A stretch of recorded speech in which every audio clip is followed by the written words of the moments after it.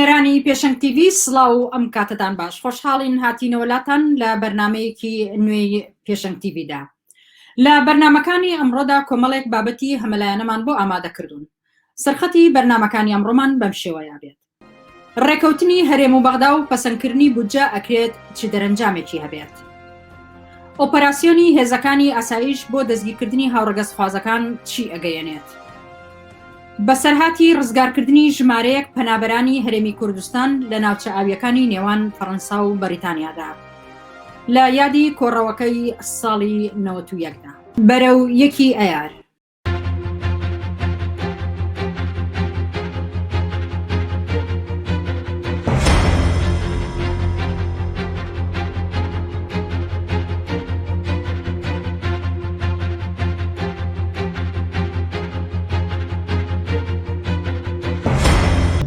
بینەرانی عزیزی پێشەنگ TV لەلایەن نیشەوە سڵاتان لێبێت. هەروەک هاوکارم ئاماژەی پێداکە یەکەم بەرنمەکانی ئەمڕۆمان تاوتوێکردنی دەرئەنجامەکانی ڕێکەوتنی نێوان هەرێم و بەغدا و هەروەها پەسەندکردنی بودجە لەلایەن پەرلەمانی عێراقەوە.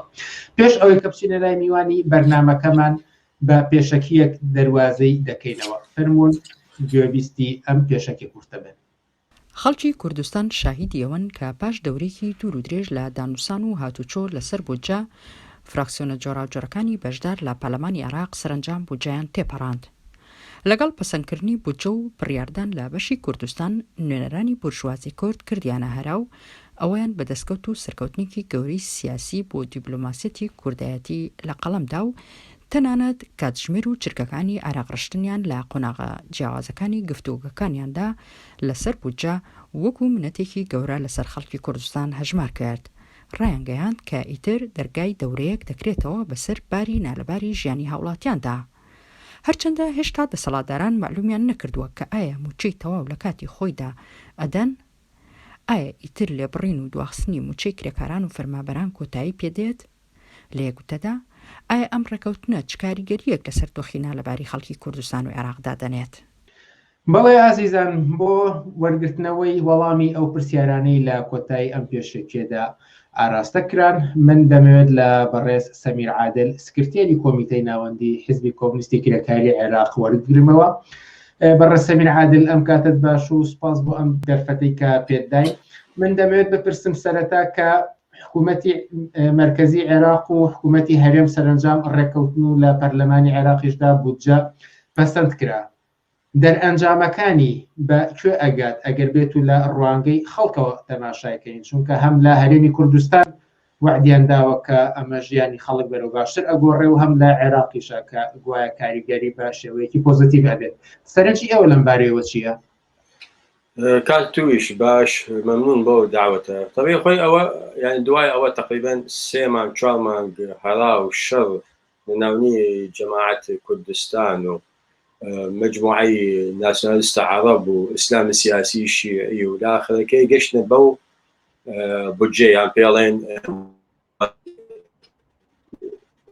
2021. طبیعی تەماشای بکەیتن پێش بڵێم لەسەر يعني موضوع چنین تأثیر لەسەر خەڵکی کوردستان حتما حکوومەتی هەرێمی کوردستان و ئەحزاب ناسیۆنالیستەکان هەریشیان کرد بەسەر معاش و وەژەخۆری فەنابەران لە کوردستان و خەڵک زەحمەتکێش. هەل دەست پێیان کرد لە بدایەتە، یعنی گوتن بەسەوە بەغا پارە نانێری و ئەوە تقریبا لە 121یان بەڵی لە معاش و لە موظفین و زەحمەتکێش کوردستان. بڵێم لەسەر خەڵکی عێراق و تەماشای ئەو موازنە کە حتمش ئەوەش تەئسیر ئەکا. مثلا زۆر مثلا مزایدەی سیاسی بوو لە ناونی ئەحزاب سیاسیەکە، بەتایبەت انتخابات هەیە. وتن مثلا ئیمە حکوومەت کاظمی زەریبەی داناوە لەسەر معاش زەحمەتکێش، لەسەر معاش فەرانبەران. ئەمجا دوای ئەوە مناقەشات و ئەو شەڕە لە ئاخرەکە هێر عینەن یەک موازنە یان یەک بودجەی دەرچوو. تەماشا بکەن مثلا بڵێ منە سەر لە مادەی 18 پێش بڵێم لەسەر هەنەکەی کوردستان اتفاقی لەگەڵ حکوومەتی هەرێم کوردستان. هەست مادەی 18 طبيعي لصد بيست لسر تشني انترنت وكاتو تليفونيان صليبيان داناو يعني كاتو خوي حكومة عبادية سياسية تقشفي هنا دواي داعش عين يستزيا يعني كد لصد بيست أويا دولتو تماشا بكيد مثلا أو سفر خارجي أكا بمطار ب5000 دينار دا صليبية لسر هذه كي سفر درو عراقك يعني أو السفر ناو عراقك أو لصد هن 10,000 دينار مثلا جيجارة ومشروبات لصد بيست أو بو مولا كانش بفروشي لصد دا خارج أوانا تو تماشا بك مثلا أوانا مثلا معاشا ل 500,000 و 10 مليون لصد دا ضريبيان داناوا دواي مليون لصد يعني بيسيان ضريبيان داناوا ثم جاء اميش نكتيه تكت مثلا اوصل تماشى مثلا لاوروبا يعني دول الهند دول امريكا استراليا هاك ضريبه دانا لسر راتب مقابل او ضريبه خدمه جزاريها يا باشا مثلا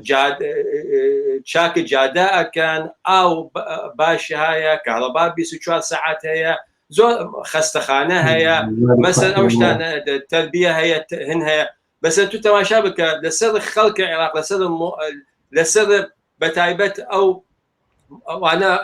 هن معاش خود مثلا صد بيس صد دات صد بيس صد سياد داناوا دواء يعني مقابل هيش نيه هيش خدمه جزائريه نيه للعراق حتى تو تماشابك تو اگر مقارنه كردستان بكي لقى العراق لان كم امشتانه يعني لشاو العراق باشترى بس تو بالتماشابك مثلا لبغاء للجنوب هيش ام خدمه جزائريه نيه حتى كهرباء نيه ام جا نكتكيش لكويا الله والله خلق وفي يعني بتايبت مثلا تو او بوجيه لسر وتن او كاتا ورقي سبي يعني ورقي بيضاء اسنادي كدوات شيء او ورقه مثلا لو تو تماشا ورقه نودو سي لا بريا تو تماشا كيت الله والله في بو بارك كهرباء نايده باش اخوي كهرباء نيه بارك كهرباء تشي بيدا يعني هو بصراحه يعني نكتة ايستيش اما داوای وەڵامی پرسیارەکەم بکەم ئەمانەی کە باست کرد کە زەریبە بەرزە بێتەوە هەم لەوانی کە سەفەرەکەن هەم لە هەندێ ماتریال و هەتاوەکو ئەوەی موچەی فەرمانبەران بەڵام ئەم وەعدانە بەکوێ ئەگات ئاخۆ لە ژیانی خەڵکیدا بەرەو باشتر ئەچێت وەکووە بەڵێ حتما باشتری چی تو تەماشا بکە مەسە تو زەریبیاندا لەسەر معاشات لەسەر ئەنتەرنێت لەسەر کاتی تەلیفۆن لەسەر جگارە لەسەر يعني هەر شت زەریبەیان داناوە تا بتوانن يعني الله ام هنا يعني او عجز مالي هي لخلق لقرفان خلق دركان يجاتل ايدنا بخلق بس تماشاي تشتي تلبكه مثلا معاشي وزير يعني لرئاسه الوزراء يعني للبرلمان ايشكا مثلا لصدي تشيليان داناوا بالنسبه وزير صدي سيان داناوا ضريبين مثلا تو راتب عضو البرلمان اقابل 10 مليون اقل صدي سي دانيتن او 6 مليون مثلا راتب عضو برلمان 1 مليون اخر بو راتب عضو برلمان 1 مليون شي يا اخوي امجا يعني بصراحه يعني خلطن او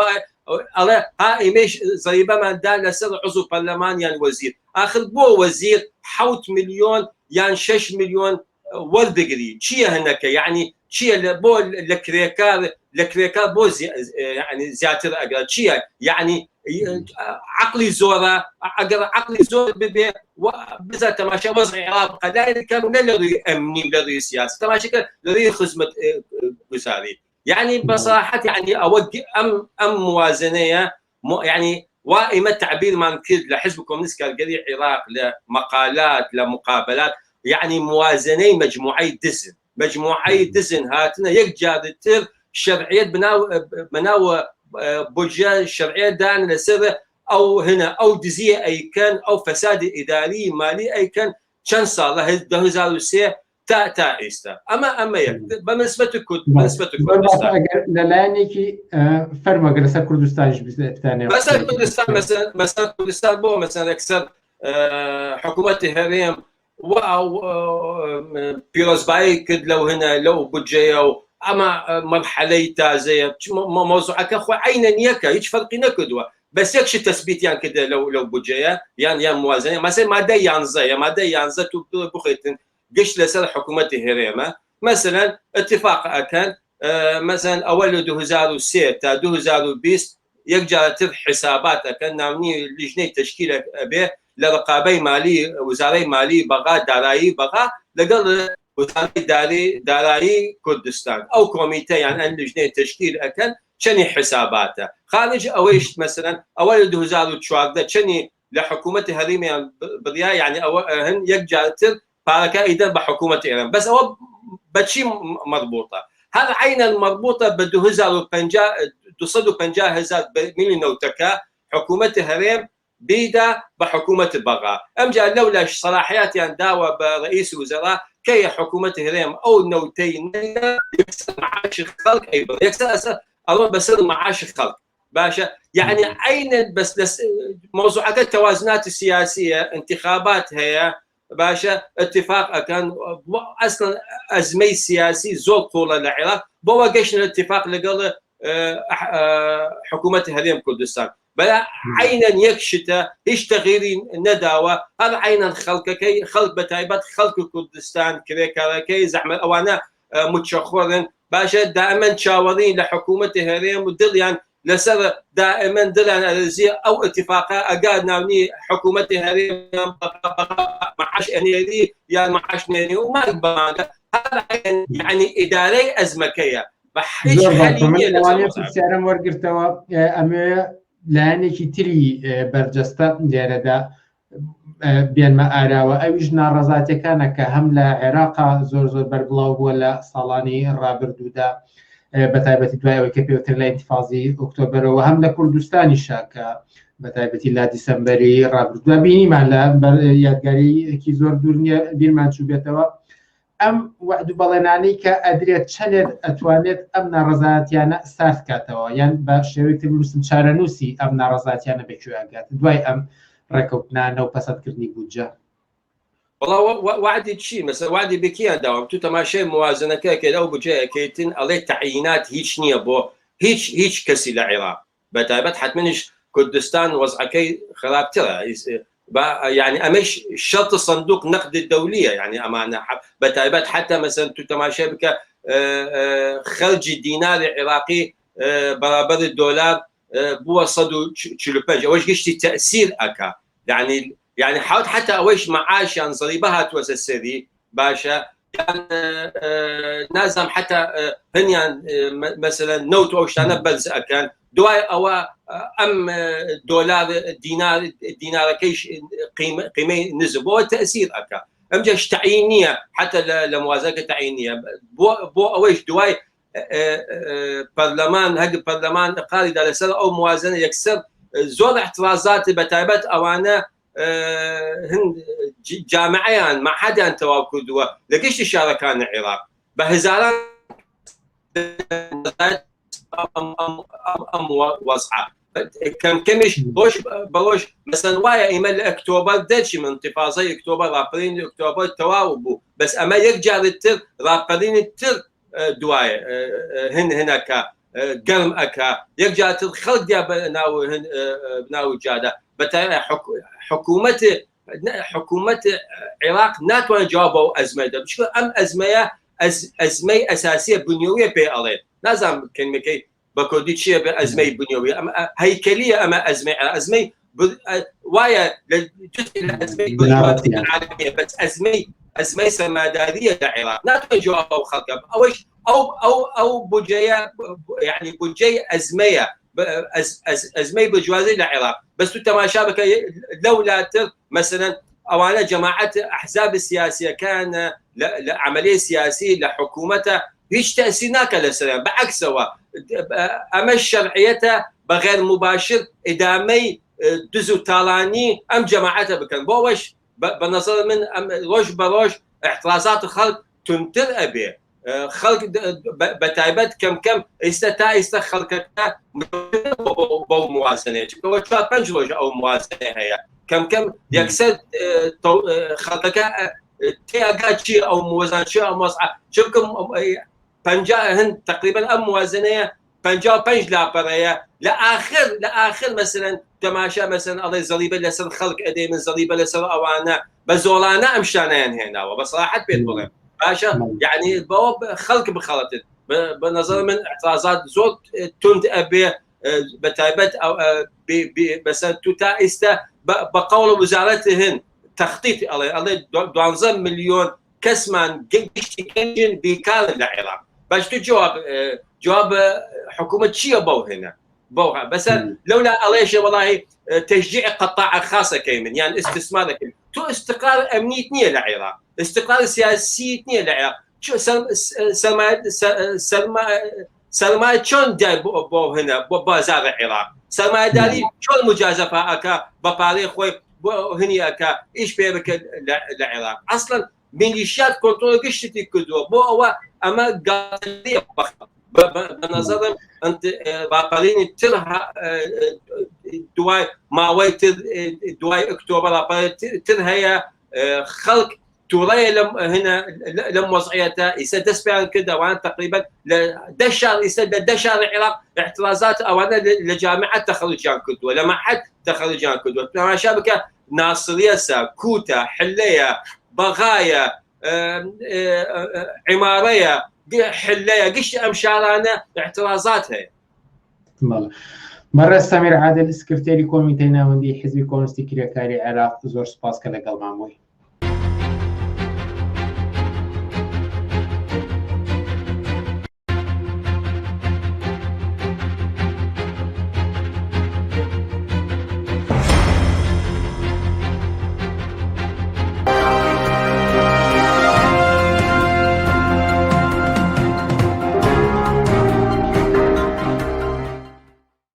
بەردەوامی لەسەر پێشکەشکردنی بەرنامەکانمان بینەرانی ئازیزی پێشەنگ تیڤ ئێستاش سەبارەت بە ڕووداوەکانی هەفتەی ڕابردوو هەڵقوتانی ئاسایشی سلێمانی بۆ سەرکەسانی هاوڕەگەزخواز گفتوگۆیەکمان دەبێت بەڵام پێش ئەوەی بچینە لای میوانی بەرنامەکەمان بە ئەم ڕێپۆرتاژە پێکەوە ببینین. شەوی یەک لە سەردووی ئەم مانگە ئاسایشی سلێمانی هەڵمەتێکی دەستگیرکردنی دەستپێکرد بۆ سەر هاوڕەگەزخوازەکان و پاش دەنگدانەوەیکی فراوان خۆشحاڵانە ئەم هەڵمەتەی ئاسایش لە کۆمەلگەدا ڕوبەڕووی ناڕزایەتێکی فراوان بووەوە. هەر بۆیە ئاسایشی سلێمانی ناچار بوون لێدوانی خۆیان بگۆڕن لەسەر ئەم بابەتە و لە ڕاگەاندنێکدا گوتیان ئەم کەسانە کاری لە شرۆشی و بەدڕەوشتی بڵاوەکەنەوە. ئەم هەڵمەتە بۆ سەر هاوڕەگەزخوازەکان جگەلەوەی پێشێلکردنی مافی مرۆڤ لە هەمان کاتدا بەشێکیشە لە بەردەستکردنەوەی ئازادی تاکەکەسی. ئەمە پێچەوانەی بنەماکانی مافی مرۆڤە لە جیهاندا کە حیزبەکانی کوردایەتی پڕۆپاگەندەی بۆکەن لە کاتێکدا هاوڕەگەزخوازی دیاردەیەکی ئاسایی و مەوجودە لە بەدەنی مرۆڤدا بێویستی مرۆڤ خۆیەتی و جیهانی مۆدرن و پزیشکیش ئەوەی پژڕاست کردوتەوە. لە هەندێک لە وڵاتانی ئەوروپایی و ئەمریکاییش بە یاسایی دانی پێدانراوە و لە هەموو مافێک بەهرەمەندن. شایانی باسە ئەمە یەکەمین هێرش نییە بۆ سەر هاوڕەگەزخوازەکان لە کوردستان و عێراقدا. لە ناوەڕاست و خواروی عێراقیش لە ساڵی 2009دا حیزبە ئیسلامی قۆمیەکان دەستیاندا هێرشێکی بەرفراوان و دەیان گەنجی هاوڕەگەزخوازیان کوشت و چەندینیان لە زیندانەکاندا تونند کرد و ئازاریاندان. هەر ئەو کات ڕێکخراوی لێبوردنی جیهانی ئەم هێرشەی بۆ سەر هاوڕەگەزخوازەکان شەرمەزار کرد. هەروەها لە حوزەیرانی 2017دا بە هەمان شێوە هێرشیان کردە سەر گەنجێکی شانۆکار و ستایل مۆدرن و ئارەزومەند و تیرۆریان کرد. لە ساڵی 2018دا و لە هێرشێکی تردا کەوتنە قەتڵ و عامکردنی گەنجانی مۆدرن و هەرزەکاری بەغدا بەناوی لادان لە عادەت و هێنانی ستایلی نامەوە بە کۆمەلگا. دیسان هەر لە پاییزی هەمان ساڵدا و لە هێرشێکی بەرفراوان و دژەمرۆیی تردا لە ناوڕاست و خواروی عێراق و بەتایبەت لە شارەکانی بەغدا و بەسرا کەوتنە کوشتنی ژنانی مۆدرن و خاوەن ئارەژگەکان و مۆدێلیست و کچە گەنج و هەرزەکارەکان. ئەمانە لە کاتێکدایە کە هەردوو دەسەڵاتدارانی عێراق و کوردستان باس لە ئاشتەوایی و پێکەوە ژیانی پێکاتە و چین و توێژە جیاوازەکانەکان. باس لەوەکەن کە کوردستان و عێراق شوێنی ئاشتەوایی هەموو وڵاتانە بە هەموو جیاوازەکانیەوە. بەڵێ بە ڕێزانەوەی بینیتان ڕێپۆرتاژێ بوو سەبارەت بە ڕووداوی هەفتەی ڕابردوو و هەروەها بڕێک فراوانتر سەبارەت بە هێرش بۆ سەرکەسانی هاوڕەگەزخواز لە عێراق. بۆ تاوتۆکردنی ئەم بابەتە دەچمە لای بەڕێز گەشا و ڕەحیم هەڵسوڕای بزوتنەوەی یەکسانی خوازی. پاش سڵاو گەشاوخان ئەمێ بپرسم کە هۆکاری هەڵقوتانە سەر کەسانی هاوڕێگەز خواز لە ئێستادا لە سلێمانی چییە لە کاتێکدا کە کەسانی هاوڕێگەز خواز هیچ کێشێکیان بۆ کۆمەڵگە نەناوەتەوە؟ زۆر سپاس هاوڕێ بنار، ئەم کاتۆ باش دەست خۆش بۆ ئەم دەرفەتی کە بۆ منە درەخسان. بەڵێ ئەوە کۆی کە خۆت ئیشارەت پێە کە چەند ڕۆژ لەمەوە پێش دەستگای دەسەڵاتی لە کوردستانە هێزێکی گەورەی هێنایە سەر جاتەکان و نمایشی خۆی کرد بۆ ئەوەی کە بگەڕێ بە دوای هاوڕێگەز خوازانە. بە هەر حاڵ من ئەمەوێت ئەوە بڵێم کە ئەمە تەواوی هەموو دنیای ئاوهایە کاتێک کە بورژوازی ئەکەوێتە دەسەڵاتی خۆی ئەکەوێتە لە قۆلۆق لە دەرزینایە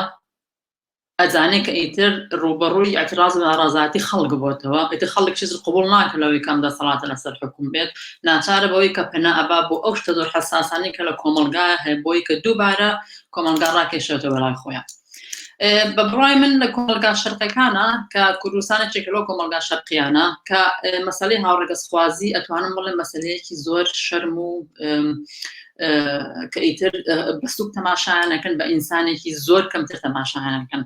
بۆیە کاتێک کە ئەم هێزانە هاتنە سەر جادە و نمایش دەسەڵاتی خۆیانیان کرد بۆ زیاتر ئەتوانم بڵێم چوونە پێشەوەی بیرۆبۆچوونی دواکەوتوانی ئیسلامی کە لە مجتەمەع دووبارە جاتێک دووبارە و چەند بارێتر لە کۆمەلگایە پیشانی خەڵکی بێنەوە. لە هەمان کاتیشا ئەمە ئەوە ئەگەیەنێت کە ئەم بیرۆبۆچوونە دواکەوتوانەی کە دووبار لە کۆمەلگایە چەندبارە و سێبارە و دەبارەی ئەکەنەوە بۆ ڕازیکردنی هاوپەیمانەکانی خۆیان لەم لاوە جمهوری ئیسلامی لە هەمان کاتە لەولاوە حکومەتی فاشستی تورکیا. من ئەتوانم دوو نمونەی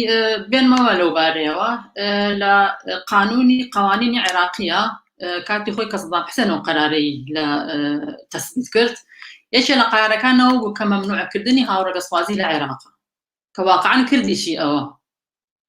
لە ساڵەکانی زۆر پێشووی ئێستاە چەندین کەسی گرت منە کاتە بیریمە کە سەریان تاشی بوو لە ناوەڕاستی جادەکانە خەڵها ئەیان گەڕان بۆی کە خەڵک تەماشایان بکات. ئەوە بێجگە لەوەی کە دوای زیندانیکردنیان کە دوای ئەوەی کە حتمما دوایە کە ئیهان و سوکاتێکی زۆران پێکردن حتا زۆر تەعسیبی زۆر باشیاننا ئەو لە ئەخیری شاکە ئەعدامیان کردن. نمونەیەکی تر تاریخی تر کە هێتلەرە لە وڵاتی ئەڵمانیایە، یەکێ لە قانونەکانی هێتلەرەوە بکە هاوڕێگەزخوازی مەمنوع کرد، ئەویز مەمنوعیکا لەو وڵاتەیە. هەر بۆیە ئێستش ڕاستیستەکانی ئەڵمانیا زۆرێکیان دژی هاوڕێگەزخوازی کە ئەمان ئەگەڕێتە بۆ دەسەڵاتی بورژوازی دیارە ئیتر لێرەیە. بۆیە هێزی سەرکوتی لە کوردستانە ئێستا ئەوێت وەکوتم ئەم هێزەی خۆی جارێکی تر نمایش کاتەوە پیشانی خەڵکی بات، چکە بە بڕای من هێزی سەرکوت لە کوردستانە ئەگەر چەک و پارەیان نەسەنیتەوە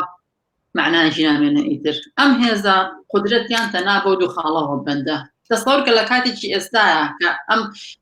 نەخۆشی کۆرۆنا و ئەمەکە بۆتە بینەقاقی خەڵکی گرتووە ئێستا ئەبوایە کە ئێستا و بەهاتە بۆ نمونە چارەسەری خەڵکی بکردایە، ڤاکسینی بۆ خەڵک دۆزیایەتەوە، ڕۆژانە بەدەها خەڵک بۆی نەخۆشی کۆرۆناوە لە بین نەچەتیانە دەسەیات. بەڵام ئەگەر لەسەرەمە ڕاوەستین و تەماشای ڕاگەاندنی ئاسایشی سلێمانی بکەن ئەوان باز لەوە دەکەن کە بە پیر داواکاری دانیشتوانانی ئەو گەڕەکانەوە چوون کە گوایە ئەم کەسانە ئەو دانیشتوانی ئەو ناوچەیان هەراسان کردووە. ئێوە باستان لە هاوپەیمانان کرد و ڕازیکردنی دڵی ئەوان لەلایەن دەسەڵاتدارانی کوردستانەوە. ئەکری ئەوە بە شێوە تەماشا بکەن کە ئەم کەسانی کە هەست دەکەن هەراسان بوون ڕەوتە ئیسلامیەکان بێت کە بەتابەتی مێژێکی هێندە دوور نییە هەڕەشی ئەویان دەکرد کە ئەو کەسانی کە پشتیوانی لە کەسانی مافی هاوڕێگەزخواز دەکەن بیان دەنەدات ئەکرێوا بێت ئەکرێوە. من بەڕای من باسیۆم کرد کە بۆ ڕازیکردنی دڵی هاوپەیمانەکانیان بە بڕای من هیچ شتێکیان پێ عیب و ناشرین نەیەکە بیکەن. ئەتوانم بڵێم نمونە زۆرە لەو بارانەوە کە ئینسان دوو نمونەی زۆر متەئەسر زۆر دڵشکان کە هەموو خەڵکی کوردستانی هین کردووە. نمونەی شنگال بێنینەوە. بەڕای من ڕاستیکردنی دڵی هین بوو دڵی هاوپەیمانەکانی خۆیان بوو هەڵەبجە هەزارەها خەڵک شاری هەڵەبجەیە کوژرا تەنها بۆ ڕاستیکردن دڵی جمهوری ئیسلامی و ئەمانە بۆی ئەکرێ ئەمەش ئاوەها بێت لە هەمان کاتیش ئەکرێت لە کۆمەڵگای کوردستانە هەر لە خودی و گەڕەکەی کە ناویان ناوەکە ئەو دەستکات ئەو کارێتیا کراوە ئەگرێت چەند کەسانێکی تیابن کە فعلەن کۆمەڵگای کوردستان هەمووی مۆدێرن نییە هەمووی نازانم ئیسلامی سیاسی زۆر زیایە کەسی دواکەوتی زۆر ئەکرێ هەر لە خودی و گەڕەکەشا شکاتیان کردەوە بەڵام ئەمە ئەتوانم جزێکی زۆر کەمی ئەوەیە جز ڕئیسەکەی ئەوەیە کە ئەمانە ئەیانەوێت درۆیەکی زۆر گەورەیە کە ئەیکەن بە بەهانە ئەمانە هەر جاری بە بەهانەیەک ئەگەم لە حەزەکی چەند مانگ پێش ئێستا مەجموعەی دەروێشی لە ئێرانەوە هێنابوو خەڵکی سەرقاڵی دەروێش کردبوو دنیا گەنجی ئەو شارەیان وەکو موادی مەخەدەر تووشیان کردبوون بە دوای ئەوەیە چەند مانگێک دوای ئەوە لە هەمان کاتە هێزێکی لە جمهوری ئیسلامی هێنابوو ناو شاری سلێمانی کە دنیای کچی دا 12 ساڵی هێنابوو ناو ئەوە بە بەهانەی پێشکەشکردنی تاجی زێڕین ئەمانە شتێکن بۆ چاوەڕێکردنی خەڵکەکە ئەیکەن ئەمانە دیارەکە ئیتر بۆیە هەمیشە لە ئیسلامیش ئەوە بووە لە دەسەڵاتی مەسەڵەن بیرۆ بۆچوونی ئیسلامیەکان هەمیشە هاوڕێگەسوازی شتێکی ناشرین عیبە بەکەم تەماشا بۆی ئەکرێت بە بڕای من ئەوەش شتارێکی تر بێکە لە سەریانەوە بۆ دڵڕاگرتنی ئەوانەوە لە هەمان کاتێشا بۆ دووبارە هێنانەوە دەسەڵاتی خۆیان کە پیشانی خەڵکی بن کە دەسەڵاتان هەرماوە ئێمە بەڵام بۆچوونێکیش هەیە کە دەڵێت هاوڕێگەسوازی شتێکی سروشتیە و بووە بە شێوەیەک لە شێوەکان حەق دەدات بەم هەڵقوتانەی هێزەکانی ئاسایش بۆ سەریان ئەگەرچی لە ڕێپۆرتاژەکەشە بە شێوەیەک ئاماژەی پێدا وەڵام پێم خۆشە و سەرێک ئاڕاستی ئێوە چی بکەم شتێکی ناسروشتیە بە بڕای من هاوڕێگەسوازی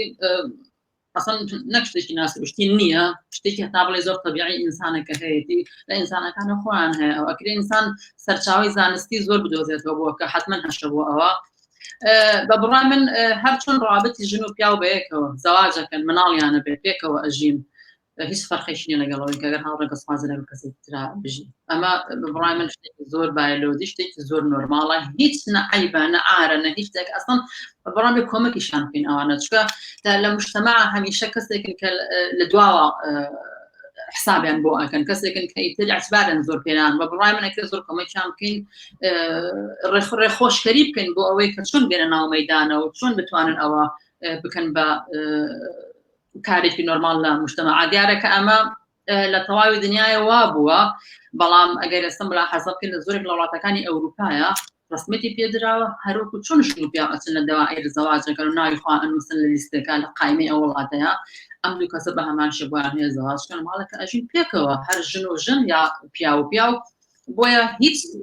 هیچ شتێک نییە وەسیلەیەک نییە بۆی کە بڵێ دەما شتێکی بایۆلۆجی نییە ڕێک بە عەکسەوە شتێکی بایۆلۆجیە و بە بڕای ئەو کەسانەی مەسەڵەن پیا و ناتوانێت لەگەڵ ژنا ڕابطە ئەو کەسە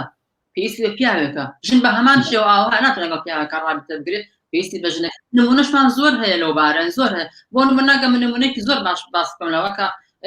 وەزیری سەحەی ئەڵمانیا کەسێکی هاوڕێگەسوازە لە کاتی کۆرۆنایە کەم شەو هەیە کە نەهاتوێتە سەر تەلەڤیزۆن و لەسەر مەسەلەی کۆرۆنا قسەی کرد بەتۆرە ڕێنمایی خەڵکی نەکرد کە بەعەکسە بۆ یەک جار خەڵک چییە ئیهان و کاتیم بە شەرە نەکرد خارج لەوەی کە وەزیرە چیە بە جێگەیەکی تر سەر بە نظامێکی کۆنەپەرستانەیە بە جێیەکی ترە بەڵام وەکو ئینسان دۆستی وەکو ئینسانێک هاتە سەر تەلەڤیزۆن قسەی بۆ خەڵکەکە ڕێنمایی خەڵکەکە کۆمەکی هەڵبەت لەو نمونانە زۆرن کە بەرپرسانی وڵاتان هاوڕێگەسوازن بەڵام گەر بگەڕێنەوە بۆ سەر ڕووداوەکەی هەفتەی ڕابردووی سلێمانی پێتان وایە لە ئاستی کۆمەڵگەدا ئەم هەڵقوتانی ئاسایشی سلێمانی وەڵامی درستی پێدرایەوە بە بڕای من بەداخەوە وەڵامی دروستی پێ نەدراوەتەوە کە ئەمەش دەگەڕێتەوە ڕاستەکەی بۆ ئەوەی کە خەڵکی کوردستان بڵین کە زیاتر ئەگەر باسی خەڵکی کرێکار و زەحمەتکەش بکەین مشکلەکەی لەوایە کە ئەم خەڵکی کرێکار و زەحمەتکەی یەکدڵنین بۆ ئەو مەسائلانەی کە ئەمڕۆ لە مجتەمەع ڕوئەیات بە بڕای من مەسەلەی هاوڕێگەسوازی وەکو مەسەلەی بێکاری وایە بێ قسەی لەسەر بکەین وەکو مەسەلەی ژن کوشتن وایە کە بێ قسەی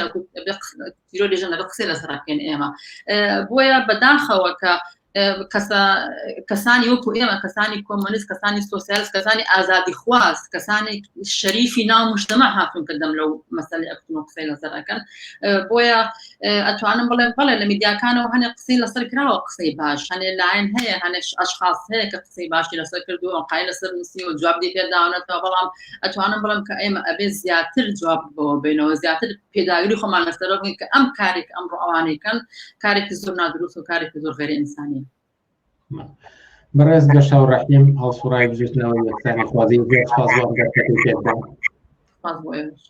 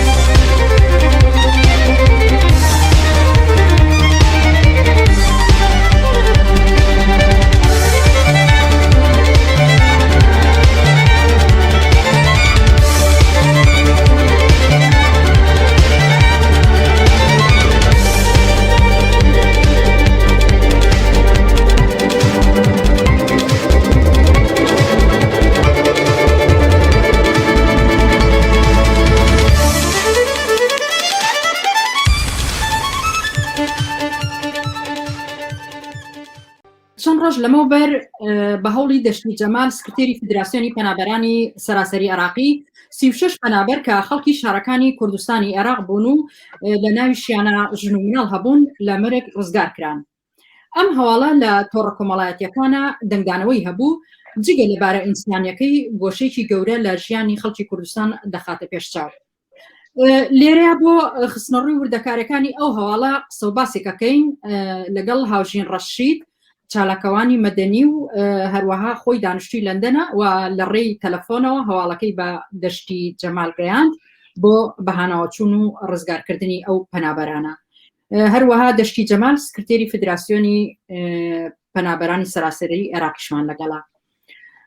سەرەتا ڕووەکەمە هاوژین خان سڵاوت لێبێ هاوژین ئەگەر بۆ ئێمە و بینەران باس بکەیت کە چۆن هەواڵەکەتان زانی و دواتر کاردانەوەتان چی بوو. سڵاو لە ئێوە لە بینەرانی پێشنگ بینەران و بیسرانی تەلەڤیزیۆنی پێشنگ دیارە ئێمە چوارشەمەی ڕابردوو میوانێکمان هەبوو بەڕاستی لە شاری لەندەن لە ماڵی ئێمە هاوڕێیەکی هاوسرم هاوڕێی منداڵی و هەرزەکاری هاوسرم هات بۆ لای ئێمە ئەویش هەر خۆی کێشەیەکی خێزانی هەبوو ئێمە پاڵپشتی بووین شەوەکەی لای ئێمە مایەوە ڕاستی بۆ بەیانێکی سعات حەوت ئێمە هەستاین حەوتی بەیانی زۆر زوو بوو کە حتا من کە هاتمە دەرەوە وتم بۆ زوو هەستاون لەبەرەوە لەگەڵ هاوسرم لە ژوورەکەی تر بەیەکەوە خەوتبوون هاوسرم وتی وەڵام نازانم هاوڕێ هەستاوە منیش لەگەڵیا دانیشتم لەو کاتەدا دوای تەنها ئاوا دەدەقە چارەکێ تەلەفۆنەکەی کردەوە مەسجێکی بۆ هاتبوو کەسێک هاوار یەکت ئەیوت تکایە بەهانامەوە وەرن چونکە ئێمە لە ناو چوپێکداین ناو بەلەمێکی چوبداین چوپەکەشەوە تەقیوە و لە ناوەڕاستی دەریاداین لە بەرینی فەرەنسا و بەریتانیا تەلەفۆن دەکەین بۆ پۆلیس هیچ کەس جوابمان ناداتەوە کەس بەهانامانەوە نایە زۆر دەترسین ئێتر بەڕاستی ئەمە زۆر نیگەران بووین زۆر حاڵەتێکی ناخۆش بوو ئەو پیاوە خۆی میوانی ئێمە بوو ینی خۆت ئەزانی ناخۆشە ئەمە کوردەواری عادەتمان وایە ینی زۆر میوان دۆستین ئەگەر میوانەکەمان دڵتەنگ بێ ئێمە زۆر دڵتەنگتر لەو ڕەفتار دەکەین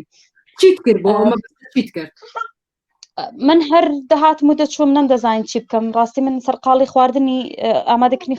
خواردنی بەیانی بووم لە چێشخانەکە چی بکەین چی نەکەین هەر سێکمان من و هاوسەرم و ئەو بەڕێزە زۆر نیگەران بووین دوایی لە پڕ هاوسەرم تی باشە بۆ تەلەفۆنێک نەکەین بۆ هاوڕێ دەشتی وتم وەڵاهی بۆی بکە گوڵاوی بەڵام بەڕاستی دەزانم ئێستا جواب ناداتەوە لەبەرەوەی زۆر زوویە وتی دەبات تۆ تەلەفۆنی بۆ بکەم ئابێنە ئەو تەلەفۆنەی تۆ چکە ئەو خۆی مۆبایلەکەی خراپوە ژمارە شتەکان لە هەمووی لەناو مۆبایلەکەی مندا هەر بە تەلەفۆنەکەی من زەنگی بۆ هاوڕێ دەشتی لێدا تر کە زەنگ ڕۆیشت ئێمە بەڕاستی زۆر نیگەران بووین یعنی من هەر زۆر نیگەران بووم وتم باش ئێستا ئەگەر هاوڕێ دەشتی جەمال جواب نەداتەوە ئەو خەڵکە هەر لە خۆیەوە خەیاڵی ینی ئەو هەواڵانە دێهاتنە پێش چاوم کە دەیان کود کەشتێکی پەنابەران وەرگەڕا ئەوەندە سەرنشینەی تێدا بوو هەمووی خنکاون و ئەوەندە ڕزگار کراون و ئەوەندە یعنی کارەساتی هاوڕێدەشتی دەمودەست جوابی دانەوە هاوڕە دەشتی بەڵێ یەکسەر جوابی داینەوە دیار بوو هەروەکو چۆن پێشبینیم کردبوو لە خەوا بوو چونکە من 2 ڕۆژ پێش ئەوم بینی لە نزیکی ماڵی خۆمانەوە بینیم وتیەوە دەچم بۆ لای ماڵی ئەو هاوڕێم بۆ یاخ دەکەم تا ئەمەلیاتی شێرپەنجە کراوە تا دێتەوە بۆ ماڵی خۆی پێم خۆشە خانوەکەی ڕێک و پێک بێت و ماڵەکەی بۆ بەیاخکەم تر دەمزانی هیلاکە دەمزانی زۆر ماندوویە بەڵام هەرواش ڕێک جوابی دایەوە هەر یەکسەر بەبێ هیچ قەید و شەرت وتی ئێوە ژمارە تەلەفۆنێک شتێکم بۆ بنێرن با من ئیشی لەسەر بکەم با من دەست بەکار بم طبعا تەسەور ناکەی ئێمە چەند دڵخۆش بووین یعنی هیچ وشەیەک پێناسەی ئەو حاڵەتەمان ناکات چونکە یەک ئەو هاوڕێمان کە لەلامان بوو هەستمان کرد تۆزێ ئاهێکی هاتەوە بەرچکە یەکێک لەو کەسانێک کە ئەوەی کە پەیوەندی پێوە کرد وتی کەسێکی زۆر نزیکمە دووەم حاڵەتێکی مرۆڤ دۆستی زۆر ئین بوو یعنی ئێمە شانازیمان بە خۆمان دەکرد بەڕاستی کە توانیمان کەسێک بدۆزینەوە دەرگایەک بدۆزینەوە کە بتوانین لە ڕێەوە ئەو کەسانە نەجات بدەین بەڕاستی ئەوە بوو ئێمە تەنها فەیسبووکی یەک کەسمان لەلا بوو هەر لە ڕێگای مەسنجەرەکەی خۆمەوە فەیسبووکەکەم بۆ نارد وەگوتی لۆکیشن بزانە ئەو لۆکیشنەی ئەو کابرایە لەسەر لە تاوی جانی خۆی بۆی ناردبووین شوێنی واتە موقعیەتی ئەو جێی کە ئەوان لی بوون نۆرت دە لا پاس ئێسەش بیرمە لە سەر سنووری فەڕەنسا نزیک لە فەڕەنسا بوو بەڕاستی ئەوم بۆ نارد دیار بوو ئەو یەکسەر ئیشی لەسەر کردبوو تا درنگ ئەمە هەر لە پەیوەندیدا بووین هەتا ئەو کاتێک کە ڕزگاری نەکرد پەیوەندی پێوە کردمەوەتی ئەوان ڕزگار کراون و خەمتان نەبێ هەروەها هەر لەو کاتەشدا ژمارەی ڕێکخراوێکی جیهانی دا بە من وتی هاوژین تۆ لە بری من هەر بە ناوی ڕێکخراوی فدراسیۆنی سەرتاسەری پەنابەری عێراقیەوە قسە بکە بڵێەوە من ئەندامی ئەو ڕێکخراوم و زانیاریم دەوێت لەبارەی ئەو کەسانەوە ئایا ئەوە دەتوانن هاوکاریمان بکەن دەتوان بەهانایانەوە بچن چونکە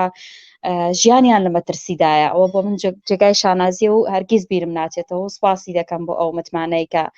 هاوڕێدەشتی بە منی کرد بەڕاستی باشە هاوژین ئێستا کە ئەو کەسانە لە مەرگ ڕزگاریان بووە هەستت چۆنە یاخود چ تەجروبە و ئیلهامێکە دووەرگرت لە گەیاندنی دەنگی ئەو پەنابەرانە بە هاوڕێدەشتی وەکو سکرتێری فدراسیۆنی پەنابەران بۆ ڕزگارکردنیان پێناسە ناکرێ هەستم یعنی ناتوانم هەستی خۆشحاڵی خۆم دەربڕم بە وشە بەڕاستی چونکە سیر کە تۆ مەسەلا من دایکم من 3 منداڵم بووە بە سروشتی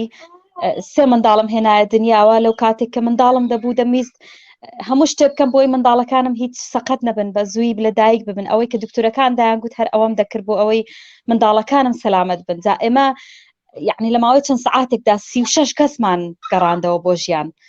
یعنی لە ڕێگای ئەو پەیامەی کە ئێمە دامان بە هاوڕێدەشتی 36 بنەماڵەمان دڵخۆش کرد 36 خێزانمان لە تەعزیەباری و لە بەڕاستی لە داڕمانی دەرونی ڕزگار کرد ئەوە هەستێکە پێناسە ناکرێ بەڕاستی زۆر دڵخۆشم زۆر دڵخۆشم شانازی دەکەم بەو کارەوە و بێگومان ئەوە تەجروبەیەکی زۆر باشە هەتایە من هەر حاڵەتێکی ئاوا ببینم ئەو ژمارەی کە ئەو پێیدان بۆ حاڵەتی پەنابەران کە پەیوەندیان پێوە بکەم بە ناوی فیدراسیۆنەوە و دوور نییە لە ئایندێکی نزیکدا ئێستا نا بەڵام لە ئایندێکی نزیکدا ئێستا بەهۆی ئەوەی منداڵەکانم بۆ خۆ دەزانی هەرسێکیان خوار 4 ساڵین هیچم بۆ ناکرێت تەواو دەستم گیراوە بەڵام لە ئایندێکی نزیکدا لەوانەیە منیش ببم بە ئەندامی ڕێکخراوەکەی ئەوان ئەگەر قبوڵم کەن و ئیشیان لەگەڵدا بکەم چونکە هەستێکی زۆر خۆشە هەستێکە بەڕاستی هەز دەکەی کار دەکەی بۆ مرۆڤایەتی ینی مرۆڤەکان ڕزگار دەکەی ژیانیان پێدەبەخشی هیوایان پێدەبەخشی ژیانیان بۆ دەگەڕێنیەوە بڵێ دەستخۆت ئێستاین لەلای دەشتی جەمال دەشتی جەمال ئەم کاتت باش وەختێکە هاژین پەیوەندی بە تۆ کرد کاردانەوەتان چۆن بوو دۆخی پەنابەرەکان لە ناوچە ئاویەکان و ڕێگەی پەنابەریان چۆن بوو هەروەها کێشە و گرفتی یەخت و مامەڵەی قاچاقچی چۆن بوو لەمڕۆ قسەمان بۆ بکە فەرموو سڵاو لە تۆ و لە میوانەکەشت هاوڕێ هاوژین زۆر سپاس بۆ ئیحساسی و سڵاوم هەیە بۆ بینەران و بیسەرانی پێشەنگ تیڤ طبعا بەڕاستی ڕووداوێکی ناخەژێن بوو ئەو بەیانێزووەکە تەلەفۆنیان بۆ من کرد کە ژمارەیەک لە پەنابەر کەوتونەتە ئەوەی کە یەختەکان غەرق بێ بە تایبەتی ئەم ڕووداوانە ئەوەڵین و بە دوایین ڕووداو نییە ئێمە جۆبیستیە بین بە تایبەتی بۆ ڕێکخراوی ئێمە دقە بە دقە سانیە بە سانیە دڵم لە لای ئەو کەسانە بوو کە لەو حاڵەتی کە ڕووی داوە دەبێ بە فەوری چی بکرێ بۆ ئەوەی کە تووشی کارەسات و تراجیدیای نەخوازرا و نەبن بۆیە ئێمە ئەوڵین کارێک کە کردمان پەیوەندی بوو بە سەرباری پەیداکردنی و ژمارە تەلەفۆنانە بوو کە 196 پەیوەندی بە فەڕەنساوە هەیە و 3 جار ژمارە نۆ هەیە وە دواتری ژمارەی مۆبایلی ڕێکخراوێک هەیە کە لە ساڵی 2012 دامەزراوە ڕێکخراوی وەچ دە نیدی پێوتێوانە ڕێکخراوی چاودێرین بەسەر کەناڵە دەریایەکانەوە و هەروە ڕێکخراوی وەچ دە چەناڵ ئەمانە باڵێن دەستە خوشکی هەمان ئەو ڕێکخراوەن کە چاودێرن بەسەر سنوورە ئاویەکان بە تایبەتی لە دەریای سپیناوە ڕاست و هەروەها لە یۆنان و لە بینی فەڕەنسا و بەریتانیا و ئەم ڕێکخراوەیە لە هەموو نقاطەکانی وڵاتانی ئەوروپا ئۆفیس و بنکیان هەیە 24 سعات هێڵی گەرمیان هەیە بۆ یەکەمە پەیوەندی پێوەکردن بە فەوری پەیوەندیان بە ئێمەوە کرد تەلەفۆنیان بۆ کردین من لە ڕێگای نامەیەکەوە ژمارە تەلەفۆنێکی فەوریان نردووە ئەوان کەوتنە سەر خەت بۆ ئاگادارکردنەوەی پۆلیسی گەشتگیری فەڕەنسی و بەریتانی و خۆشبەختانە لە دقە بە دقە ئەوان تەلەفۆنیانە کرد و دیارە چەند ڕێکخراوی تر دوای ئەو نامە فەوریەی کە ئێمە ئاراستەی ئەو ڕێکخراوانەمان کرد ئەوانیش بۆ تۆڕەکانی خۆیان نردبوو بۆ ئەو ساڵاتانەی کە بە ڕێکخراوەکانی هاوشێوەی خۆیان هەیە لە دەوروبەری سنوورەوەکان خۆشبەختانە هەموو ئەوانە لە عینەم دقەیە کەوتنە سەر خەت و هەر دقە بە دقە وەڵامی منیان نایەوە وتیانەوە ئێستا 2 کەشتی دەریاوانی فەڕەنسی کەوتونەتە ئەو مۆقعە داوای مۆقعەکانە کردوە منیش دقە بە دقە پەیوەندی مەکرد بە هاوڕێ هاوژین و هاوسەرەکەیەوە بۆ ئەوەی کە هەواڵی ئەو مۆقعە بزانین کە لەکوێدان و چ شتێک بەدەستی ئەوان گەیشتووە ئەو ڕسم و وێنانەی کە نردبیان چونکە بەڕاستی لەو حاڵەتانە مۆقع تەشخیصکردنی و مۆقعە مهمە بۆی کە بە فەوری ئەو پۆلیسی شتگیری بگەنە ئەو شوێنەوە خۆشبەختانە دوای مدەتێکی کەم 2 با بڵێن کەشتی گەورەی سەربازی فەڕەنسی گەشتبوون ئەو جێگایە و دیارە نەیانتوانی بولیان نزیکەونەوە چونکە حاڵەتی گەفتانە کە من دواتر باس یەکەم هەمووی چووپی سێمەترونیوی تیاتی 9 مەترەوە بەداخەوە کە قاچاقچێ بێ ویژدانەکان خەڵکێکی زۆری تێەکەن و دیارە ئەو چوپانە بەرگەی هیچ جۆر شەپۆلێکی دەریا و ئەگەر تەنانەت باری ئاو هەوا ڕەشەبا بێت ئەوە لەبەردەم ریسکی هەڵگەڕانەوەدایە و تەنانەت ئەگەر کەشتی گەبەش بەلایە بێ هەر عامیلەگە بێ بۆەوەی کە ئەو چوپە هەڵگەڕێتەوە ببوورە بێ لەو ڕێکخراوانی کە ناوت برد ئایا حکوومەتی فەڕەنسا و بەریتانیا هیچ هاوکاریەکیان کرد؟ بەڵێ جامنەمەوە بڵێم کە بەڵێ بە فەوری حکوومەتی فەڕەنسی گەشتبوونە سەریان و چوار بە دلیلەوەی کە بۆی نزیک نەبوونەوە لە چوپەکە چوار ڕزگاریان کردبوون تەمان بەداخەوە یەکێک لەو پەنابەرانە کە ژن بوو ڤێتنامی بوو لە هۆش خۆی چوو بوو یعنی بەتەمای نەبوو بوون دیارە لە نێوێنەکانیشا هەیە خۆشبەختانە دوای ئەوەی کە پۆلیسی شتگیری فەڕەنسی فریان کەوتە بوو دیارە لە ڕێی تیمی پزیشکیەوە هاوکاری ئەو ژنەشیان کردبوو لە نێوانەشدا دیارە لەو 36 ژن و مناڵی تیابوو و ژمارەیەک لەوانە هاوڵاتیانی هەرێمی کوردستان بوو و خۆشبەختانە ئەوانە ئێستا هەمیان تەندروست باشن و گوێزراونەتەوە بۆ یەکێک لە ئوتێلەکان نزیک شاری لیل و بەگشتی تاوجەی کە بە پرسیارەکەتان ئەگەڕێتەوە بەڕاستی دۆخی پەنابەران لە دۆخێکی هێجگار خراپدایە بە تایبەتی بەدوای هاتنە دەرەوەی وڵاتی بەریتانیا لە یەکێتی ئەوروپا و توندکردنەوەی ئەم سنوورانە و هەتا ئەو ئاڵوگۆڕانی کە بەسەر سیاسەتی وڵاتانی ئەوروپا بەگشتی و وڵاتی بەریتانیا بە تایبەتی کە هاتۆتە پێشەمە وای کردووە کە پەنابەران ناچار کە ڕیسک مجازەفە بکەن بە ژیانی خۆیانەوە زۆرتر جاران لە ڕێگای شاحینە و لە ڕێگای تری جۆرا و جۆرەوە دەهاتنە بەریتانیا بەڵام بەداخەوە بەهۆی تومکردنەوەی سنوورەکان گۆڕینی ئەم سیاسەتانی کە وڵاتی بەریتانیا گرتوتە بەر پەنابەران ناچار بوون کە ڕێگەی ئاو ڕێگای مجازەفە و ڕیسک بە ژیانی خۆیانەوە هەڵبژێرن. باشە دەشتی بەپێی سەرکاری ئێوە لەگەڵ پەنابەران بۆچی خەڵکی کوردستان بە تایبەت گەنجان یاخود خێزان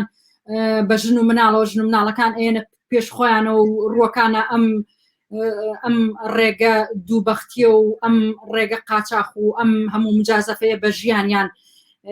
ڕووەکەنە ژیانی پەنابەری ئایا ئەمە کارێکی ئیجباریە یاخود بژاردەیەکی ئازادانەیە؟ بە بڕوای من بژاردەیەکی ناچاریە خەڵک لە کوردستانە کە بە لێشا و هەتا بە پێو ئامارانەی کە لە تورکیا وەزارەتی کۆچ و کۆچبەران بڵاوی کردوتەوە کە نقطەی ئینتیلاقی با بڵین پەنابەرانن بە تایبەتی هاوڵاتیانی عێراق و کوردستان زۆرتر لە تورکیا لەو ڕێگەیەوە دێنە دەرەوە لە ڕیزبەندی یەکەمایە ئەمە نیشانەیە کە لە وڵاتانەیە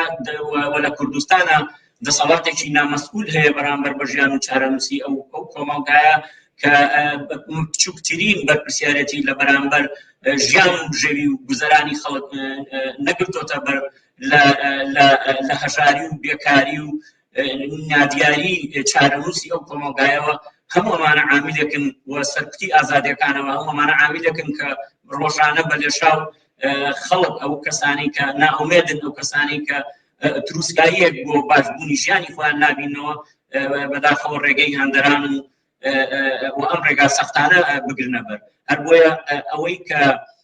خەڵک ناچارەکە لەو کۆمەڵگایە ئەم ڕێگا سەختانە بگرێتە بەر مجازەفە بە ژیانی خۆیان و مناڵەکانیانەوە بکەن بێنە نێو دەریای ئیجە و هەتا چارەنووسی مناڵەکانیشیان بسپێرن بە شەپۆلی دەریاکان بە بڕوای من بەرهەمی دەسەڵاتێکی سەرکوتگەری دژی ئینسانی دەسەڵاتدارەتی پارتی وێچێتی و حیزبە هاوشێوەکانی نێو بەشداری نێو حکومەتیانن کە سێ دەهەیە خەڵکی کوردستانە لەگەڵ نەهامەتی و دەردەسەری و هەژاری و بێکاری و کوشتن و سەرکوتا بەرەو ڕووکردوتەوە وە بەداخەوە ئەمە هۆکاری سیاسی و ئابووری و کۆمەڵایەتی هۆکارێکن بۆی کە خەڵک لە کوردستانە ئەم ڕێگا سەخت و ناچاریە بگرنە بەر. زۆر سپاس بۆ کاتێ ئێوە دەشتی جەمال سکرتێری فدراسیۆنی سەراسەرەی پەنابەرانی عێراق لە لەندەن هەروەها هاوژین ڕەشید چالاکەوانی مەدەنی و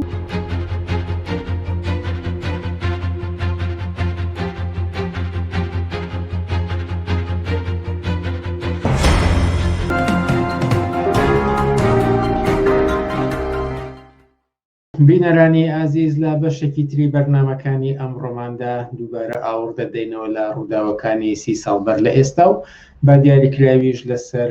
کۆڕەوەکەی ساڵی 1990 کە بۆ زۆرێک لەوانەی لەو ڕۆژگارانە ژیاون یادەوەریەکی یەجگار تاڵە. هۆکارەکانی چی بوو ئەوەی کە ئەوترێت کە ڕاپەڕین سەرکەوتوو بووە شکستەکەی ئەم کۆڕەوە بوو چەنێ دروستە بۆ تاوتۆکردنی ئەم بابەتە گفتوگویەکمان دەبێت لەگەڵ عەبدوڵڵا مەحموود سەرنووسەری بڵاوکراوەی بۆ پێشەوە. عەبدوڵڵا مەحموود ئەم کاتت باش و سپاس کە توانیت لە بەرنامەکانی ئەمڕۆماندا بەشدار بیت. دەبێت بپرسم سەرەتا کە هۆکاری کۆڕەوەکەی ساڵی 1990 چی بوو؟ ئایا ئیختیاریە بوو خەڵک خۆی کردی یاخود وەک دەوترێک یەکێک بوو لە تاکتیکەکانی بەرەی کوردستانی ئەو سەردەما؟ زۆر سپاس بۆ تۆوە بۆ بینەران و بیسەرانی تەلەڤیزیۆنی پێشەنگ. ڕووداوەکانی ئاوارەی ساڵی 1990 ڕاستەوخۆ سێ هۆکاری بناغەیی هەبوو. یەکێک لە هەر هۆکارە بناغەیەکانیەوە بوو کە دڕندەی ڕژێمی بەعەس کە بە هەڵکردنی گڵۆپی سەوزی ئەمریکا ڕێگەیدا کە بگەڕێتەوە ئەمە خاڵێکی بوو. خاڵی دووەمی ڕاکردنی حیزبەکانی بزوتنەوەی کوردایەتی لە پێش خەڵک لەگەڵ گەڕانەوەی حکوومەتی بەعەس وە سێمیش خۆشباوەڕی خەڵکی کوردستان بە ئەمریکا بە دەرەجەی یەک وە بە پلەی دووەمیش دەرباس نەبوونیان لە چوارچێەوەی ئاسە و ئامانجی حیزبەکانی بزوتنەوەی کوردایەتیدا. ئەم سێ فاکتەرە فاکتەری بناغەیی بوون بەوەی کە خەڵکی کوردستان ئاوارە بێت. ئەگەر بە کورتی بڵێم خۆتان دەزانن لە ساڵی 1991 وەختێک راپەڕین ڕوویدا خەڵکی کوردستان راپەڕین ڕتەبەن خۆتان دەزانن راپەڕینەکە بەرهەمی خەباتی لە پێشتری خەڵکی کوردستان لە دژی بەعز نەبوو یا هەتا بەرهەمی ئەوە نەبوو کە پێشتر لە ڕێگەی کۆمەڵێک چوونە پێشەوەی بزودنەوەی ناڕزایەتی خەڵکی کوردستان لە بەرامبەر بەعزدا هاوسەنگی هێز گۆڕا بێت و خەڵکی کوردستان ئەو فرسەتەی قۆز بێتەوە و راپەڕینی کردبێت. نەخێر بە پێچەوانەوە خودی راپەڕین بەرهەمی شکست خواردنی حکوومەتی بەعز سەرەتا لە خواری عراق و پاشانیش لە کوردستان بوو بەهۆی ئەوەی کە خەڵک راپەڕێ. مەبەستم وایە کە خەڵک لەو زەعفە یا لەو لاوازەی کە حکوومەتی بەعز لە شکستی لە بەرامبەر هێرشی ئەمریکادا بووی هەلومەرزێک دروست بوو کە خەڵک هەلومەرزەکەی قۆستەوە خەڵک راپەڕی. بۆیە بۆ معنایە طبیعی ترینشیش ئەوەیە کە وەختێک خەڵک ئومێدی خۆی یا بە خەباتی خۆی راپەڕینی نەکرد ئاسوویەکی شۆڕژگەڕانە لە پشت راپەڕینەکەیەوە نەبوو ئەو کەسانەی کە سوکانی راپەڕینەکەیان بەدەستەوە بوو ئەوانەی کە ئاسووی بزوتنەوەکەی خۆیان زاڵ کردووە بەسەر راپەڕین و یا خەڵکی کوردستاندا بێگومان لەگەڵ هەڵاڵ و گۆڕێکدا دەکرێن ئەو ڕوودا و ڕوودا کە ڕوویدا و چاوەڕوان کراوترێشیشەوە بوو کە خەڵکی کوردستان لە بەرامبەر بە هاتنی حکوومەتی بە ئەستا ڕابکە بە تایبەتی کە خۆی هیچ ئیرادێکی نەبوو بەڵکە خەڵکی لە بۆشە یەک وەرگر بوو کە پێکاتبوو. ئەمە لایەنێکی بوو. لایەنێکی کەشەوەیە کە حیزبەکانی بزوتنەوەی کوردایەتیش کە ئەو کاتە ئەوانیش گارە خۆیان بە ئەمریکا و غەرب بەس بووە ئەوانیش لەگەڵ هەر هاتێکی حکوومەتی بەعزدا کە دیارە بەو جەیشە لاوازەیە ئەو جەیشی عێراق ئەمە خۆی قەسابی کراو بوو شەپرزە بوو داهێزراو بوو بەڵام حیزبەکانی بزوتنەوەی کوردایەتی پێش ئەوەی کە هەر شتێک بێ هەر لەگەڵ وتیان هات یەکسەر پێش خەڵک کەوتنە ڕاکردن و بەرەو سنوورەکان ڕۆشتن. ئەمن لەو هەلومەرجەشدا کە لەلایەکەوە خۆشباوەڕی خەڵک بە ئەمریکا لەلایەکەوە خۆشباوەڕی خەڵک بە حیزبەکانی بزوتنەوەی کوردایەتی و لەلایەکی کەشەوە نەبوون هیچ ئاسوێکی شۆڕژگێڕانە بەسەر ڕاپەڕینی خەڵکی کوردستاندا ئەو هۆکارە نەبوون کە خەڵکی والێ کرد بە پەلە فریای خۆی بکە و خۆی دەرباسکات خۆی دەرباسکە بە تایبەتیش کە ئەزمموی خەڵکی کوردستان لەگەڵ دەسەڵاتی ڕەشی بەعز ئەزمموی تەجروبە کرابوو پێشتر خەڵکی کوردستان مێژوویەکی دوور و درێژی لەگەڵ سەرکوت و دڕندەی ڕژێمی بەعسە بوو. بۆیە هەموو ئەو سێ هۆکارە بە بۆچوونی من سێ هۆکاری بناغەیی بوون کە وای کرد کە خەڵکی کوردستان تووشی و ئاوارەیە بە کۆمەڵە بێت و ئەو تراژیدیایە بەسەر خەڵکی کوردستان دابێت. ئاماژەتان بە ڕۆڵی ئەمریکاش کردو کە چرای سەوزی هەڵکرده بوو بەڵام هەر لەم ڕۆژگارانەیە بوو کە ئەمریکا باسی ئەوەی کرد کە 30 ساڵ بەر لە ئێستا بەدەست پێشخەری ئەوان لە نەتەوە یەکگرتوەکاندا توانیان هێڵی دژە فڕین بۆ پاراستنی خەڵکی کوردستان بسەپێنن. ئەمە ناکۆک نییە لەگەڵ ئەو لێدوانی ئێوەدا؟ نەخێر نەک ناکۆک نییە بەڵکە تەواوکەری هەمان ئەو شتەیە. خۆتان دەزانن خۆ گڵۆپی سەوزی ئەمریکا بۆ ئەوەی کە حکوومەت ڕێگە بدا بە حکوومەتی عێراق هێرش بکاتەوە سەر بە خواری عێراق و سەر شارەکانی کوردستانیش ئەوە بوو کە ئەمریکا خوازیاری عێراقێکی یەک پارچە بوو کە دەیویست ئەو بۆشاییە سیاسی هەم لە باشوور دروست بوو هەم لە کوردستان دروست بووە دروست نەبێت و ئەوە نەبێتە مایی هەڕەشە لەسەر یەک پارچەی خاکی عێراق لە ڕوانگەی ئەمریکا و غەربەوە. ئەوان عێراقێکی یەکگرتویان دەویست بۆیە بۆ ئەوەی عێراقی یەکگرتو بمێنێتەوە دەستی حکوومەتی بەعس و سوپاکەیان ئاوەڵە کرد کە هێرش بکاتە سەر کوردستان. بەڵام وەختێک بینیان ڕەتفعلی خەڵکی کوردستان یا بە زۆرێکی کە بڵێم ناوتنی خەڵکی کوردستان لە ڕێگەی ڕاکردنێکی سلبیەوە کە خەڵک ئیرادەی مقاومەی نەبوو ئەحزابەکان ئیرادەی مقاومەیان نەبوو کارەساتێکی مرۆیی زەهنی دنیای بەلای خۆی دەڕاکێشە. لەو چوارچێوەیەدا دیسان ئەمریکا لە درێژەی هەمان ئەو پلانانەی خۆی دەتوانم بڵێم ئەم بڕیارەی هێنا چونکە خودی ئەو بڕیارێک نەبوو بۆ پاراستنی خەڵکی کوردستان بەڵکە بڕیارێک بوو بۆ ئەوەی کە کێشەی خەڵکی کوردستان وەکو کێشەیەکی سیاسی مێژووی ناوچەیی گۆڕی بە کێشەیەکی ئینسانی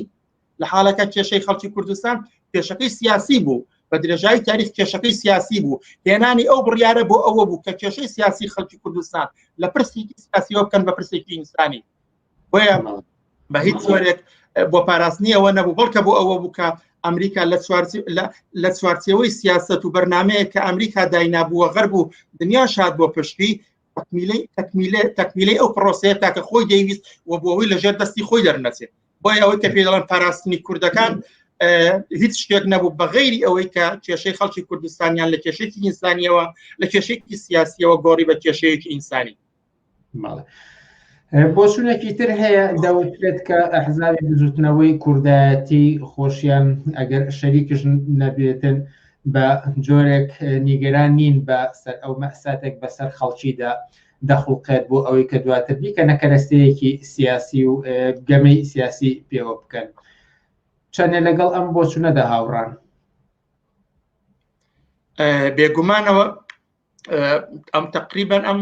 ئەمە بووە بەڕاستێکی سەلماو کە ئەحزابی سیاسی لە کوردستان و بچوتنەوەی بۆرژوازی کورد و حیزبەکانی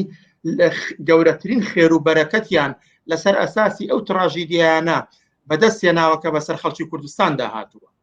هەر خۆتان لە بەڵگەنامەی خودی سەرانی ئەحزابی بۆرژوازی کوردە ئاشکرایە کاتێک کارەساتی هەڵەبجە ڕوودەدا کاتێک کارەساتی شنگال ڕوودەدا کاتێک بۆمبارانی هەڵەبجە ڕوودەدا کاتێک هەر تراژیدیا کاتێک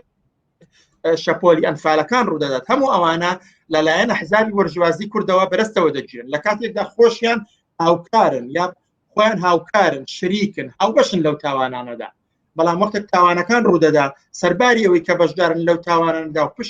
پشتیان بەردەکەوێت لە ئەنجامدانی ئەو تاوانانەدا بەڵام دواتر ئەو کەیسانە بەرەستەوە دەگرن بۆ سواڵی سیاسی وە سواڵی سەرمایە وە سواڵی دیبلۆماسی و تا دوایی هەموو بینیم هەتا خودی جەلال تاڵەبانی لە دانپێنانەکانی خۆیاندا نەوشیروان مستەفا باز دەکات کاتێک کە هەڵەبجە ڕوویدا دەڵێ وتوێتی ئەگەر دوو هەڵەبجە سێ هەڵەبجەی کە بووایە باشتر دەبوو بۆەوەی کێشەی کورد بچێتە سەرەوە یعنی دەیانەوێ ئەمان لەسەر ئەساسی مەینەتەکان و موسیبەتەکان و تراژیدیاکان و کوێرەوەریەکان کە بەسەر خەڵکی کوردستاندا دێ بیکەن ڕێگەیەک بۆ ئامانجەکانی خۆیان وا بەیان بەرەستەوە کردو بۆیە ئەو بۆچوونە ئەوا دروستە بەڵێ هەموو ئەو تراژیدیا و مەرگە ساتانەی کە بەسەر خەڵکی کوردستاندا هاتوون وەدێن دواتر دەکرێنە سەرمایی سیاسی و لایەن ئەحزاب و لایەنەکانەوە بەرەستەوە دەگیرن بۆ سات و سەودا ئەکرێتە فایی لە بنباڵیانە بۆ مفاوەزەکانیان لەگەڵ دەوڵەتی عراقی و هێزە بۆرژوازیەکانی عراقیدا بەرەستیەوە دەگرن لەگەڵ وڵاتانی منتیقا لەو ڕێگەیەشەوە دەیانەوێ بیکەن لە حاڵێکدا تەنها بەدەستەوەگرتنە بۆ ئامانجی خۆیان ئەگەر ناتوێت تەماشا هەر ئێستا تەماشا خەڵکی ئاوارە لێکەوتوو کە هەر ئێستا سەیری خەڵکی هەڵەبجە بکە خەڵکی ئەنفالەکان بکە خۆ مەگەر تەنها لە ساڵیادەکانیدا کۆمەڵێک ئاکسیۆن و مراسیم و کۆبوونەوەی حزبی بکەن ئەویش لە ململانی حزبی خۆیاندا بۆ ئەوەی کە خۆیانی پێوە هەڵبلاسن بە غەیری ئەوە تەماشەشیان و گوزەرانی خەڵکی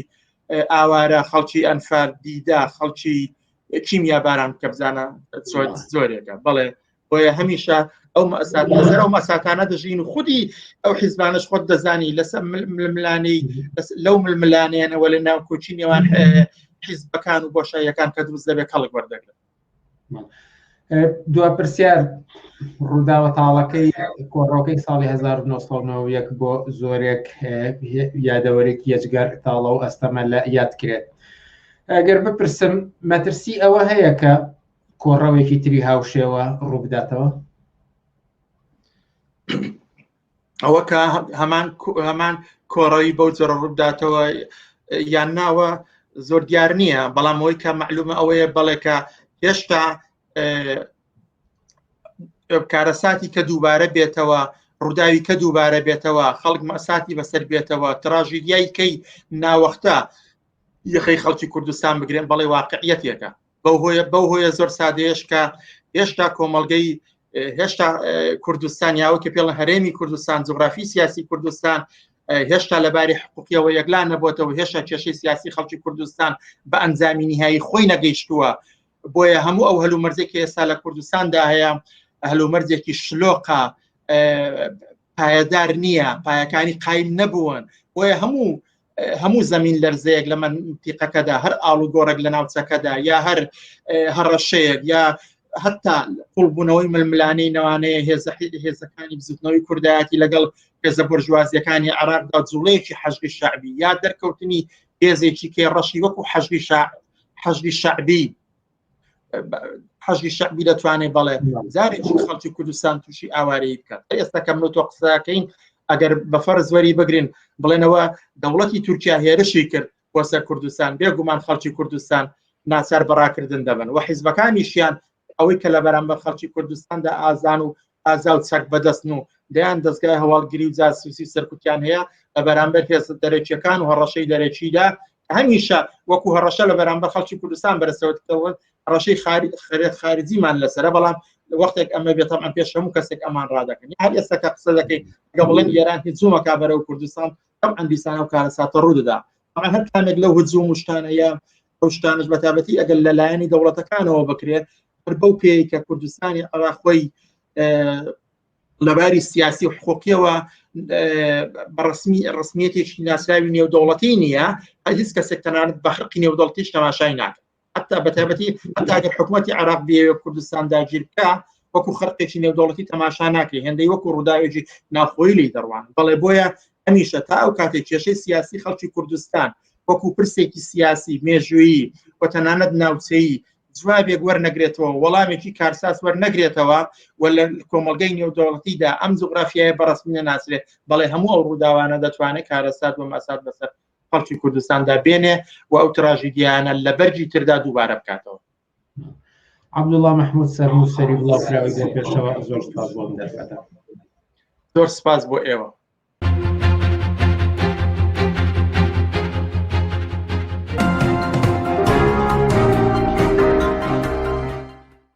بینەرانی پێشەنگ TV دیسان سڵاو بەرەو ئەیار ڕۆژی جیهانی چینی کرێکار بەڕێوەیە هەموو ساڵێک کرێکاران بەر لە هاتنیەکی ئەیار خۆیان ئامادە ئەکەن و خواستەکانیان گەڵاڵەکەن و بۆ ئەم مەبەستەش قسە و باسەکەن لەسەر ئەوەی کە چۆن چالاکیە ئەیاریەکان بەڕێ بخەن بۆ کرێکارانی کوردستانیش بێگومان هەروایە هەموو ساڵێک هەوڵەکان بۆ بەڕێخستنی ئەیارێکی شکۆدار لە ئارادایە بەم بۆنەوە ئێمە لە پێشەنگ تیڤیەوە هەوڵەدەین لە بەرنامەکانی ئەمڕۆمانەوە تا کۆتایی ڕۆژی یەکی ئەیار گۆشەیەک تەرخان بکەین بۆ ئەوەی کرێکاران و هەڵسوڕاوانی بجوستنەوەی کرێکاری لەسەر ئەیار و چالاکی ئەیاریەکان قسە و باس بکەن لا یەکەمین بەرنامەی ئەمڕۆشماندا بانگێشتی موحسین کەریم جێگری سکرتێری کۆمیتەی ناوەندی حزبی کۆمونیستی کرێکاری کوردستانمان کردووە موحسین کەریم ئەم کاتت باش یەکی ئەیار بەڕێوەیە بەڕای ئێوە ئەیاری ئەم ساڵ چ تایبەتمەندیەکی ئەبێت لە ڕوانگەی خواستەکانی کرێکاران و شێوازی بەڕێچوونەکەیەوە فەرموون. بەڵێ زۆر سپاس ماندوو نەبن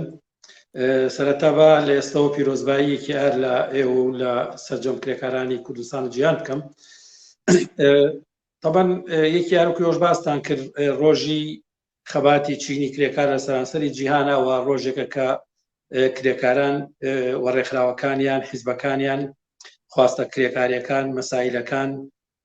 گەڵاڵە ئەکەن و پێشنیارێکن بۆ کۆمەلگاوە بۆ دەوڵەت و حکوومەتەکان تا دەڕێگەی خەباتێکە لەو ڕۆژاوکو ڕۆژێکی سمبولیک بەڕێخەن فشار بخەنە سەر حکوومەتەکان و دەسەڵاتدارەکان بۆ جێبەجێکردنەوە خواستانەتان بێگومان کرێکاران خواستیان زۆرە چ لە کوردستان چ لە دنیا بەڵام هەمیشە لە هەر دەورەیەکە مەجموعی خواست دەبنە خواستی فەوری دەستبەجێ و مهم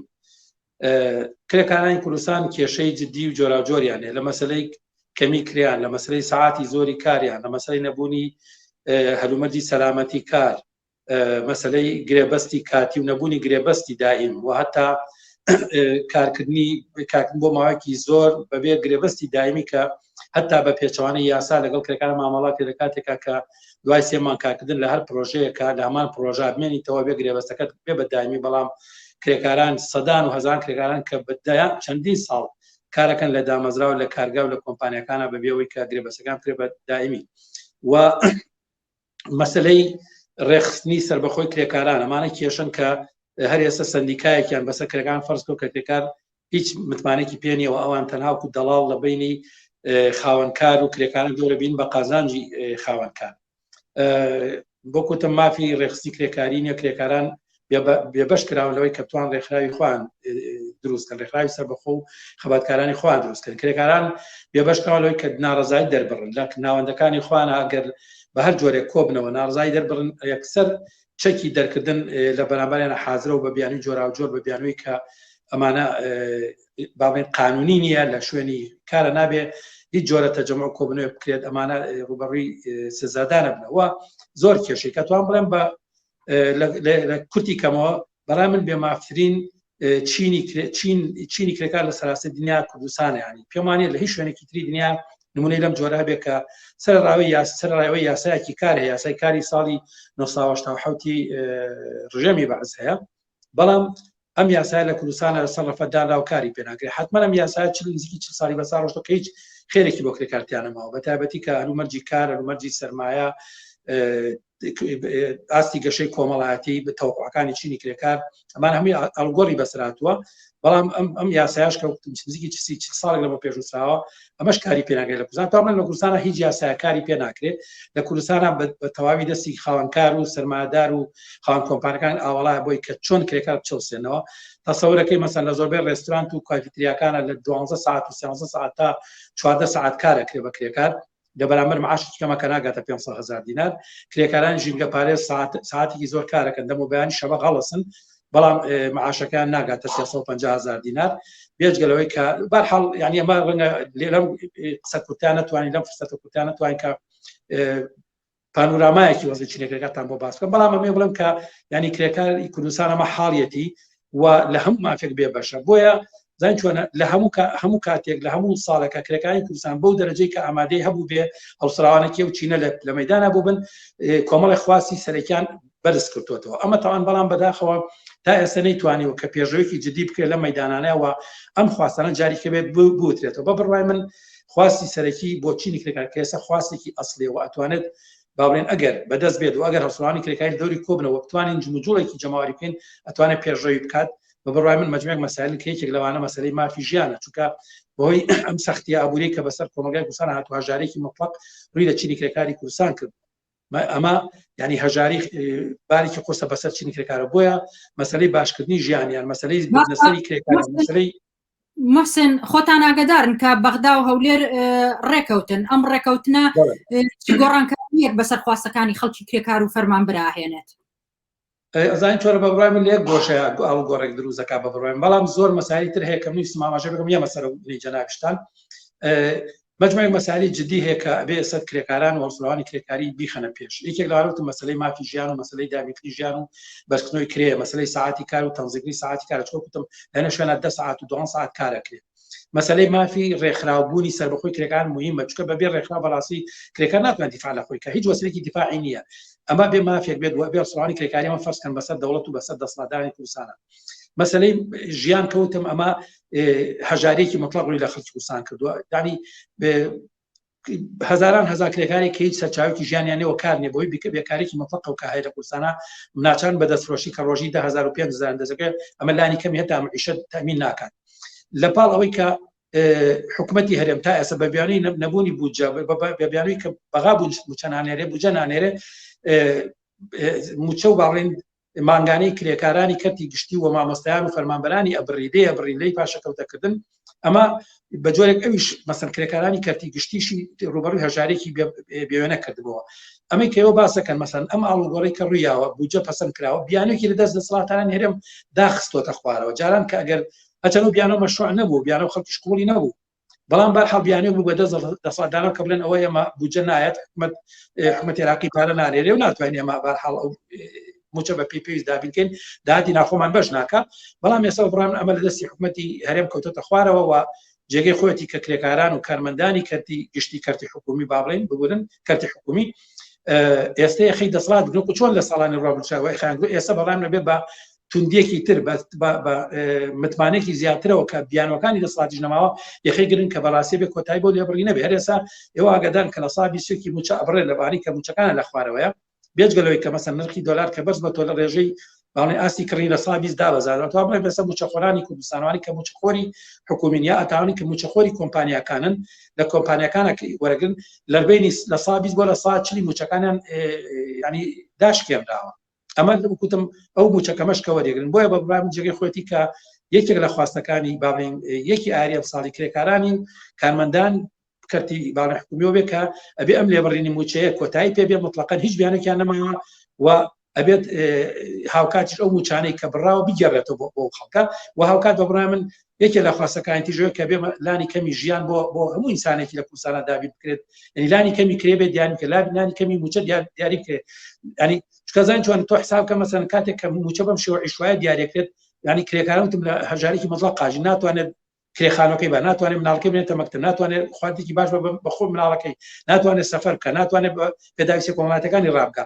مەسەر کرێکاریش ئینسان ینی تەنها ئارەتێک نییە کە تەنها کار بکات ئەویش ئینسانەوە ئەویش پێویستی بە پەیوەندی کۆمەڵاتی پێویستی بە سوودوەرگرتن لە کاتی تەفریحی و کاتی گەرێتەوەی بۆ حەوانەوەی خۆی هەیە ئەمان ئەگەر کرێکی گونجاوی نەبێت بەڕاستی ناتوانێت هیچ لەزەتی وەربێتە ناو کومیکە ئالەتێکە بەیانی هەڵەسێت بۆ کار و شەوە گەرێتەوە خێ و ئەم پرۆسێکی بێتامەکە بەرحاڵ لە هەموو سیفاتەکانی ئینسانی کرێکار داماڕێت من پێم ئەمە کۆمەڵی مەسائل کابێت هەڵسەڵاوانی کرێکار لە ئاری ئەمساڵ هەر لە ئێستا کاری بۆ بکەن سەربارەی و ڕێگرانی کە حتمما هەیە بۆی کۆرۆناوە دروست دەبێت و حکومەت هێرم حتمما سوود لە مۆرەگە کە هەموو جۆرە چالاکیەک باڵین بە بیانووی کە کۆرۆنا هەیە بوەسێنە یاڕێگەی پێنا واتە من یەک شتیا پێڵێم بەڕاستی لە دامەزراوەکانە مەمنوعە هەر جۆرە تەجەموعەکەیەوە دڵنیام لەوەی کە لە دامەزراوەکان حکوومەتەکانە دامەزراوە ئەلیەکانە ڕێگە بە کرێکار نادێت کۆبوون هەتا ڕێگە نادێت کە تەجەموعی بچووکیش بکەن ینی ئەوانە هەموو جۆرە تەجەموعێک مەمنوعەوە هەتا کرێکارێکی ئایش سەرکار و بەزۆر کاریان پێ یەکاران چۆن خۆیان ئامادەکەن بۆ یەکی ئار ئەگەر ڕێگەیە نیە و تەجەموع نییە و بۆیان نییە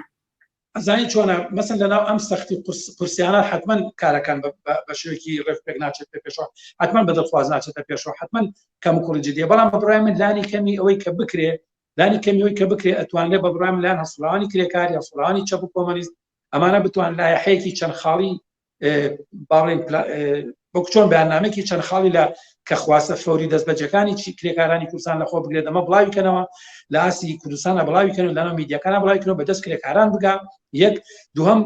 کرێکاران لەو شوێنانی کە بۆیان نەکرێت لە گەڕێکی خۆیان لە شوێنی خۆیان بەو ئیمکانەتانی کە بۆیان دروست بۆ مەحدودیتانی کە یانە بتوان تەجەموع بکەن واتە ئەگەر ئەوە نەکەن لەناو دامەزراوەکان بتوان بەناسبەیەکی ئار بکەن هەتا کە شیرینیشیان تەوزیع کردووە ینی پیشانی بن کە یەکی یار هەیە ئەزانین چۆنە دەسەڵات و حکوومەت لە وڵاتە ئەوەیەکی یار بە هەموو جۆرە بسڕێتەوە بەڵام ئەگەر هەر تەنانەت بە جۆرێکیش بێت کە پیشانی بات کرێکاریەکی ئاری ئەوە ئەگەر بۆکو جەژن نقل بەخشینەوەش بە بەڕای من مهمە لە دامەزران کە ڕێگەی تەجەموع نادرێ لەم جۆرە کارانە بکرێ وەکوتم مەسەن پلاتفۆرم حازگە لە نەسڵانی کرێکاریەوە ئەتوانێت لە ئاسی گەڕەکەکان لە ئاسی شارەکانە بە شێوازی جۆراوجۆ لایەن نەسڵانی کرێکاری لەلایەن کۆمۆنیستەکان و خەڵکە چەپ و ئازادی خوازەکان دروشم بنووسێ لاکتە بنووسێ پۆستەر بڵاوکرێتەوە تەجەموعی بچوو کرێ بە پێ ئیمکان یعنی هەر جۆرێک لەمانە کە پیشان ماسیماک بە ئاربا کە ئار ڕۆژی کرێکاران ڕۆژی خەباتەوە ئەم ینی ئەوەی کە وەکوتم دەسەڵاتێ بیسڕێتەوە هیچ ئاسەوارێکی نێڵێ لەگەر بە سەرەتاییتی شێوە بۆ کرێکاران وەرسڕاوی کرێکاری و پێشنگانی چینی کرێکار پیشانی بن کە ئەم ڕۆژە هی ئەوانە و ئەم ڕۆژە لای ئەوان جێگەیەکی مهمی هەیە و سەرباری تەنگەبەریەکان هەوڵەکانیان بەردەوام و خۆیان ئامادەکەن بۆی هەر ئەم تەنگەبرانش لە بین برن بتوانن ئایاری شکۆدار بکەن ئەگەر ئەم ساڵیش نەبێت لە ساڵانی داهاتووان ئایری شکۆدار بکەن کە هەزاران کرێکار بەشداریکەن لەم چالاکی جەماوەریانی ئایارەوە بتوان بە هێزێکی فراوانی جەماوەری بێنە مەیدان لە بەرامبەر دەسەڵات و بۆ سەپاندنی خواست و داواکاریەکانیان کە داواکاری حەقەوە داواکاری پاراستنی کەرامەت و ژیان و مافە. زۆر باشە دەستەخۆش بێ سپاس بۆ ئامادەبوونەکەت هەرسەکەوت سپاس بۆ ئێوەش ماندوو نەبن. بینەرانی پێشەنگ تیڤی بەم شێوەیە هاتینە کۆتایی بەرنامەکانی ئەمڕۆمان هەتا پێنجشەمەیەکی تر هەر شاد و سەرکەوتوو بن.